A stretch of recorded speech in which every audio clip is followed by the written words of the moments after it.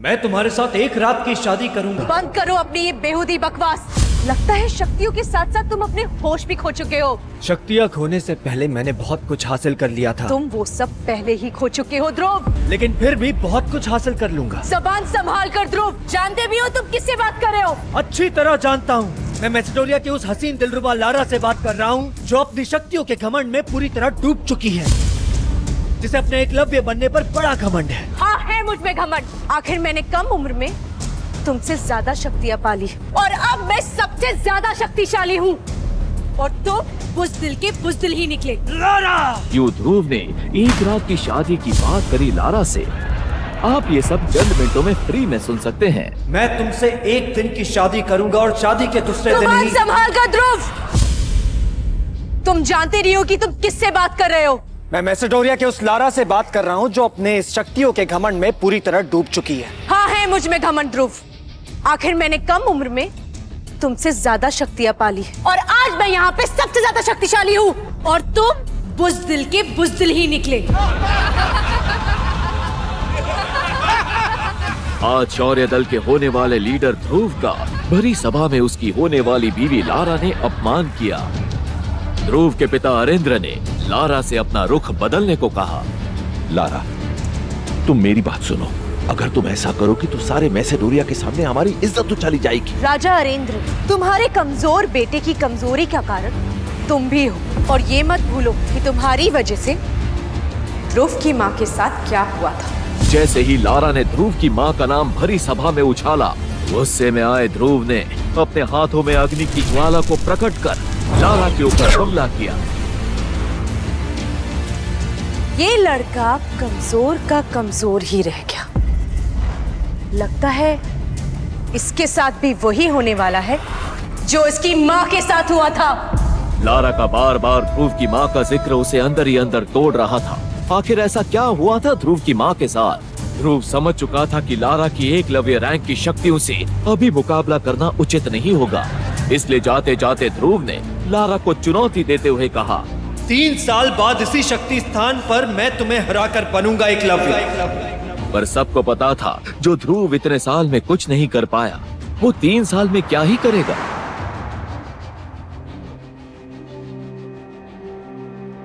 ध्रुव मैसेडोनिया की उस जगह जा पहुंचा जहां उसकी माँ की समाधि बनी हुई थी। माँ, कहाँ हैं आप? मुझे आपकी जरूरत है। अगर इतना ही कमजोर बनाना था तो मुझे पैदा ही क्यों किया? जन्म होते ही मुझे मार क्यों नहीं दिया? बोलो माँ, बोलो, जवाब दो माँ, जवाब दो। ध्रुव जैसे जैसे माँ को पुकारता गया, वैसे वैसे उसकी उंगली में पहनी अंगूठी ने अपना रंग बदलना शुरू कर दिया। वो अंगूठी ध्रुव के माँ की आखिरी निशानी थी। इतना ही नहीं, अब उस स्थान का माहौल बदलने लगा था। बिजलियों ने अपना रौद्र रूप धारण कर लिया था। कई कब्रों से हंसने की आवाजें आ रही थी, मानो वो ध्रुव को कमजोर कहकर पुकार रही हैं। ध्रुव की माँ की कब्र से धुआं निकलने लगा था। तभी एक आत्मा हवा में उड़ती हुई दिखी। वो आत्मा एक बूढ़े इंसान की थी। डरावनी आंखें, लंबे बाल, सफेद कफन जैसे कपड़े। ध्रुव सामने का नजारा देख पूरी तरह डर गया। देखो, मेरे करीब मत आना वरना मैं तुम्हें मार दूंगा।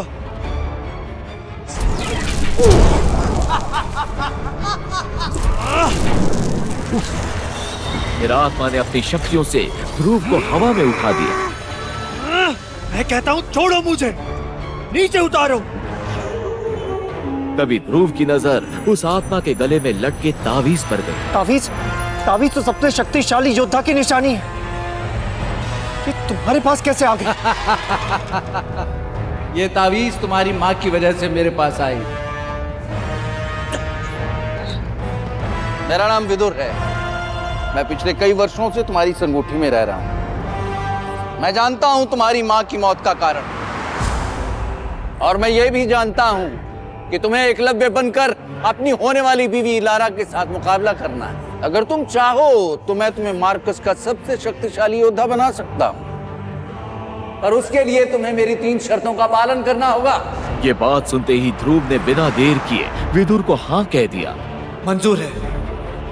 मेरी पहली शर्त यह है कि तुम्हें मुझे अपनी अंगूठी से आजाद करना होगा। मंजूर है। दूसरी शर्त, तुम मुझे करिश्माई शरबत और अमृतधारा की नीलामी में अपने साथ लेकर जाओगे। मुझे मंजूर है। ध्रुव ने विदुर की दोनों शर्तों को एक झटके में मान लिया। अब वो तीसरी शर्त सुनने के लिए बेताब था। बताओ तुम्हारी तीसरी शर्त क्या है? तीसरी शर्त बताने से पहले विदुर ने ध्रुव को उसकी माँ का लिखा आखिरी खत उसके हाथों में देते हुए उसे पढ़ने को कहा। जैसे ही ध्रुव ने अपनी माँ का लिखा खत पढ़ा, ध्रुव के पैरों तले जमीन खिसक गई। मैं अपनी माँ की मौत का बदला लेना होगा और उसके लिए तुम्हें अपनी होने वाली बीवी के साथ शादी की पहले राह लेना। नहीं नहीं नहीं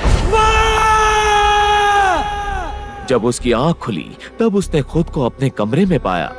उसे समझ ही नहीं आ रहा था कि अभी अभी उसके साथ क्या हुआ। ये मेरा सर, आखिर कौन था वो जो मेरी मदद करने की बात कर रहा था? ये कैसा डरावना सपना देखा मैंने? कहीं ये सपने के जरिए माँ मुझसे कुछ कहना तो नहीं चाहती? ध्रुव, याद है ना आज शक्ति स्तंभ पर तुम्हें अपनी शक्तियों का परीक्षण करने जाना है? हाँ बाबा, मुझे याद है। इस बार मैंने बहुत मेहनत की है और मुझे पूरी उम्मीद है कि इस बार एकलव्य मैं जरूर बनूंगा। ठीक है ध्रुव, जाओ और इस बार अपनी शक्तियां बढ़ाकर ही लौटना। विजयी भव।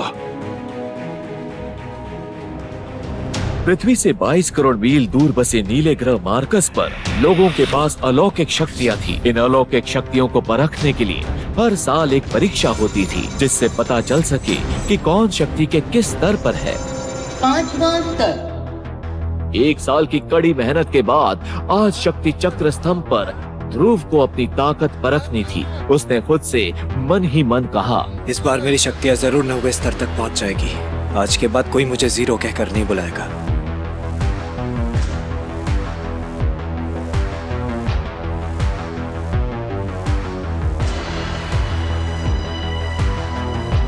आज मेरे बाबा को मुझ पर जरूर गर्व होगा।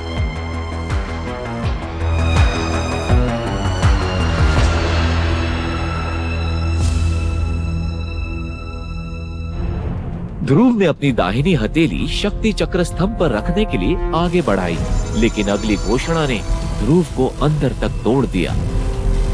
तीसरा स्तर। जिस बात का डर था वही हुआ। बेहद निराशाजनक ध्रुव का फिर से खराब प्रदर्शन। फिर वही तीसरा स्तर। ये नहीं हो सकता, मैंने इतनी मेहनत की थी। तीसरा स्तर।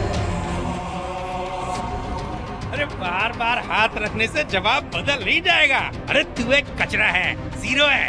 तुझे तो अब अपनी शक्तियों का परीक्षण करना ही नहीं चाहिए। अरे इसने तो अपने बाप का नाम मिट्टी में मिलाने के लिए ही जन्म लिया है। अरे इसकी कमजोरी को देखते हुए इसकी मंगेतर लारा भी इसके साथ रिश्ता तोड़ना चाहती है।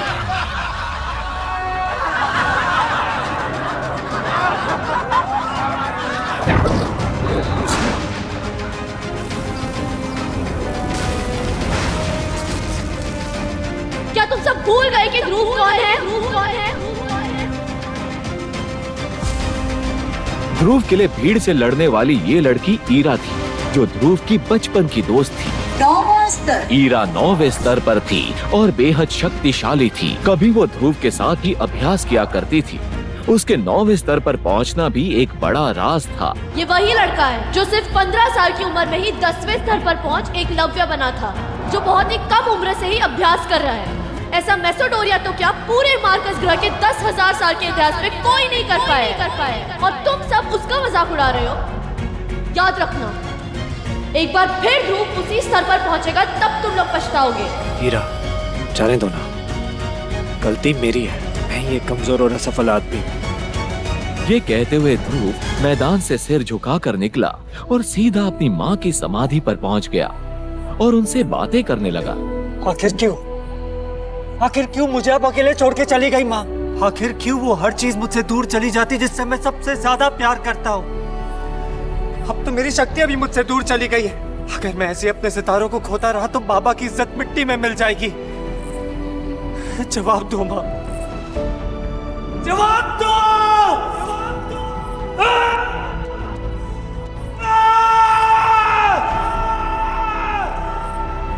अब तो मुझे कोई चमत्कार या फिर कोई करिश्मा ही मेरी शक्तियां वापस दिला सकता है माँ। या तो आप मेरे लिए मदद भेजेंगी या मैं इस शरीर को त्याग कर आपकी दुनिया में चला आऊंगा। चिंता क्यों करते हो ध्रुव? चिंता क्यों करते हो ध्रुव? चिंता क्यों करते हो ध्रुव? मैं तो हमेशा से तुम्हारे साथ हूँ, तो हमेशा से तुम्हारे साथ, हमेशा से तुम्हारे साथ। कौन है वहाँ? कौन मुझसे बात कर रहा है? मुझे इधर उधर ढूंढना बंद करो ध्रुव, इधर उधर ढूंढना बंद करो। मैं तो तुम्हारी अंगूठी में हूँ, मैं तो तुम्हारी अंगूठी में, मैं तो तुम्हारी अंगूठी में। इतना सुनते ही उसने अपने सीधे हाथ की एक उंगली में काले पत्थर से बनी उस अंगूठी की तरफ देखा। ये अंगूठी ध्रुव को उसकी माँ का दिया हुआ आखिरी तोहफा था। देखते ही देखते ध्रुव की अंगूठी में हलचल शुरू हो गई, लेकिन ध्रुव को अपने हाथों में अचानक से एक जोर का झटका लगा। उसकी अंगूठी में से एक सफेद रंग का धुआं साए के रूप में बाहर निकला।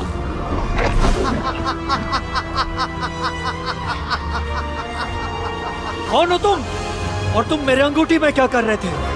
जवाब दो! कल रात भी मैंने तुम्हें सपने में देखा था। कौन हो तुम? मैं कौन हूँ ये जानना तुम्हारे लिए जरूरी नहीं है ध्रुव। हाँ, लेकिन इतना जान लो, मेरे पास तुम्हारे हर सवाल का जवाब है। मुझे तो तुम्हारा शुक्रिया अदा करना चाहिए ध्रुव कि तुमने 3 साल तक मुझे अपनी अंगूठी में संभाल के रखा।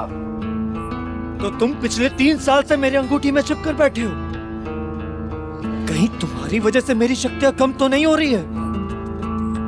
क्योंकि जब से तुम इस अंगूठी में चिपकर बैठे हो, मेरी शक्तियां लगातार कम होती जा रही है।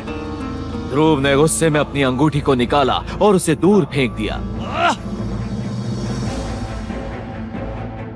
ध्रुव, ये गलती मत करो। जो होना था हो चुका।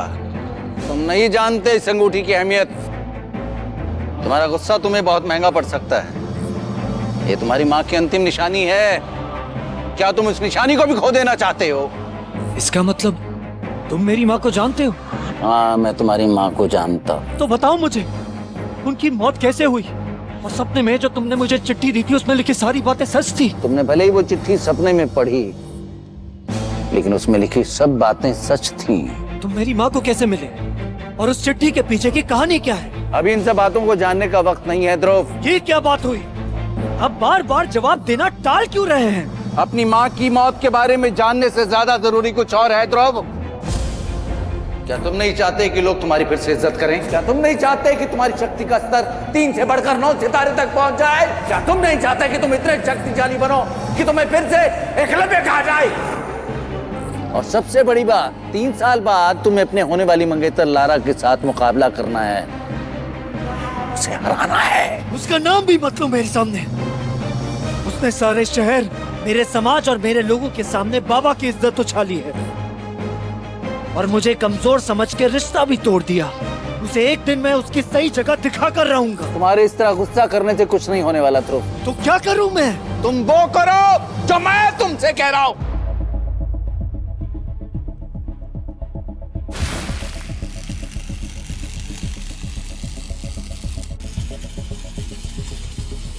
सबसे पहले तुम इस अंगूठी को पहनकर मुझे अपनी जिंदगी में शामिल करो, फिर देखो मैं कैसे तुम्हारी जिंदगी बदल दूंगा। मैं तुम्हें इतना शक्तिशाली बना दूंगा कि तुम आने वाली हर मुसीबत का सामना हिम्मत से कर पाओगे। डरो मत, इस बार मैं तुम्हारी शक्तियों को नहीं लूंगा। बहुत अच्छे ध्रुव, मैं तुम्हें इस तरह से अभ्यास कराऊंगा कि तुम्हारी शक्तियां बढ़ती चली जाएंगी और 1 साल के भीतर ही तुम लारा का मुकाबला करने के लिए तैयार हो जाओगे। तो फिर ठीक है, आप जल्द से जल्द मेरा अभ्यास शुरू करवाइए। वैसे मैं आपको क्या कहकर पुकार सकता हूँ? मेरा नाम विदुर है। तुम चाहो तो मुझे आचार्य कह सकते हो।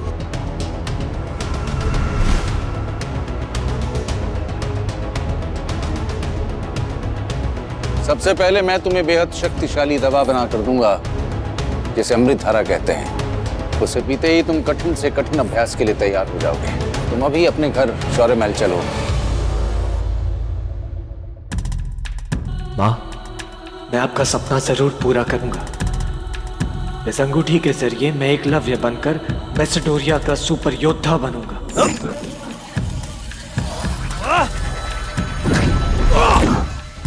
ये आप क्या कर रहे हैं आचार्य? ये इस तरफ झटके से बाहर आना जरूरी है क्या? आप बता के बाहर नहीं आ सकते थे? बताने का समय नहीं है मेरे पास।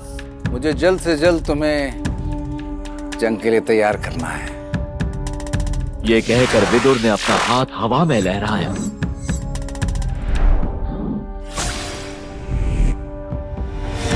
ये लो, ये अमृत धारा है। इसे पीकर तुम जल्द से जल्द अभ्यास के लिए तैयार हो जाओगे।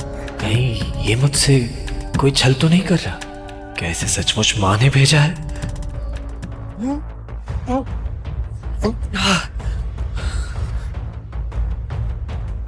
ये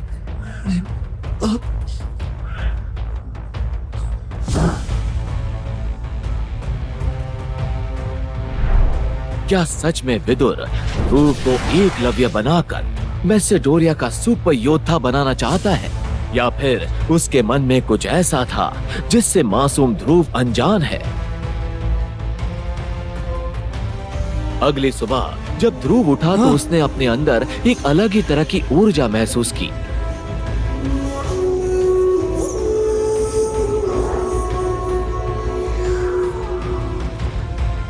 ये तो सच में मेरे साथ कोई चमत्कार हो गया। इतनी जल्दी मुझे इतनी ताकत कैसे मिल गई?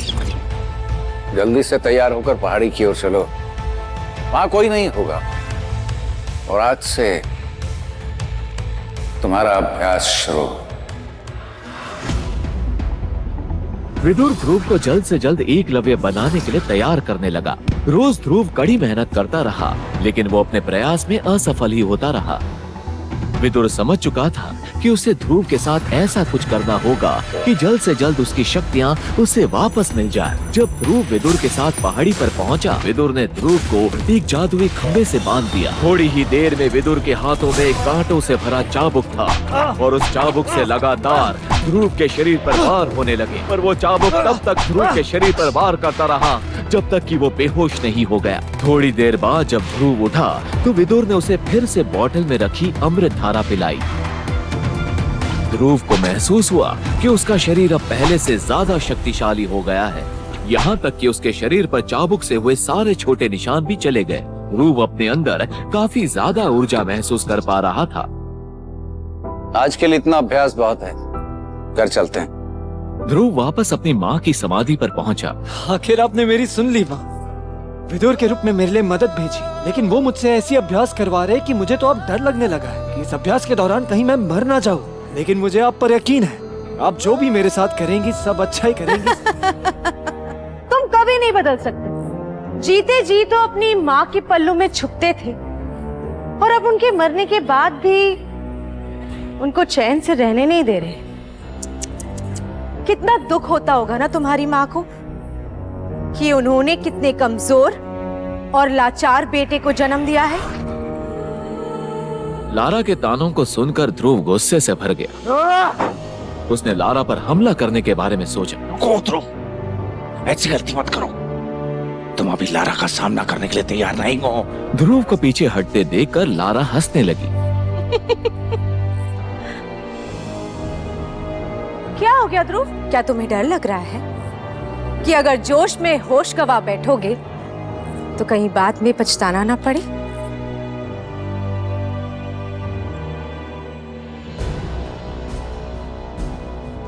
आचार्य,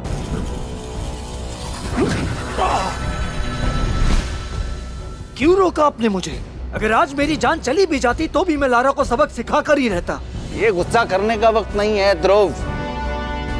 सही वक्त आने पर पहला वार तुम ही करोगे, लेकिन तब वक्त भी तुम्हारा होगा, जगह भी तुम्हारी होगी और फैसला भी तुम ही करोगे।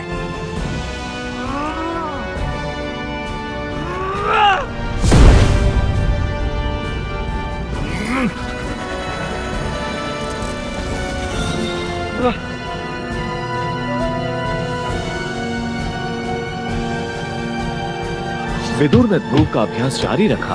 विदुर की मदद से ध्रुव ने अपनी शक्तियों को 7वें स्तर तक पहुंचा दिया।